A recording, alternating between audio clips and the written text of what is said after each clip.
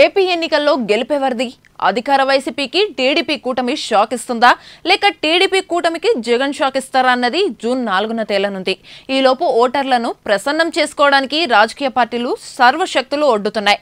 జగన్ అభివృద్ధిని విస్మరించాలని TDP, BJP, Janasena కూటమి ప్రచారం చేస్తుండగా సంక్షేమ పథకాలే మరోసారి తనను గెలిపిస్తాయనే ధీమాలో జగన్ ఉన్నారు. ఈ క్రమంలో కేసీఆర్ వ్యాఖ్యలు వైసీపీలో మరింత జోష్ నింపాయి.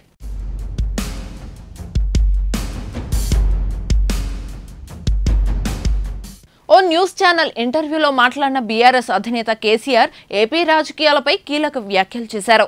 ఏపీలో మళ్లీ జగనే సీఎం అవుతారనే సమాచారం ఉందని వ్యాఖ్యానించారు. ఈ కామెంట్స్ కాస్త తెలుగు రాష్ట్రాల్లో చర్చనీయాంశంగా మారాయి. జగన్తో తమకు సన్నిహిత సంబంధాలు ఉన్నాయని గులాబీ బాస్ ఈ ప్రెస్ మీట్ ద్వారా చెప్పకనే చెప్పారు. కేసీఆర్ కామెంట్స్ వైసీపీలో మరింత జోష్ పెంచాయి. ఏపీలో మళ్లీ వైసీపీ అధికారంలోకి రావడం ఖాయమని, కేసీఆర్ లాంటి నాయకుల మాటలే దానికి నిదర్శనమని ఆ పార్టీ శ్రేణులు చెబుతున్నారు.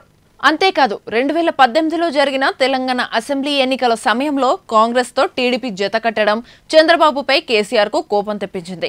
ఆ ఎన్నికల్లో గెలిచిన కేసీఆర్ చంద్రబాబుకు రిటర్న్ గిఫ్ట్ ఇస్తామని చెప్పిన కేసీఆర్ జగన్కు సాయం అందించారనే ఆరోపణలున్నాయి. కాగా కేసీఆర్ కామెంట్స్ వైసీపీలో జోష్ నింపితే టీడీపీ కూటమికి మాత్రం కోపం తెప్పించాయి. దీంతో కేసీఆర్ వ్యాఖ్యలపై టీడీపీ శ్రేణులు పెద్ద ఎత్తున విమర్శలు గుప్పించారు.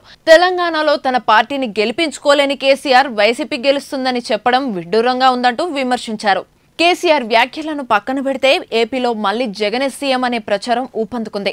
జగన్ చేపట్టిన సిద్ధం మేమంతా సిద్ధం బస్సు యాత్రకు ప్రజల్లో మంచి ఆదరణ వచ్చింది. అప్పటి వరకు వైసీపీపై ఉన్న కొంత వ్యతిరేకత కూడా వైసీపీకి అనుకూలంగా మార్చేశారు జగన్. మరోవైపు ప్రజల్లో ఆశించినంత ఆదరణ రాక టీడీపీ, జనసేన, బీజేపీ కూటమి రోజు రోజుకు బలహీనపడుతుందనే గుసగుసలు వినిపిస్తున్నాయి. ఈ క్రమంలో కేసీఆర్ వ్యాఖ్యలు టీడీపీ కూటమికి మరింత మంట పుట్టించాయనడంలో ఎలాంటి సందేహం లేదు.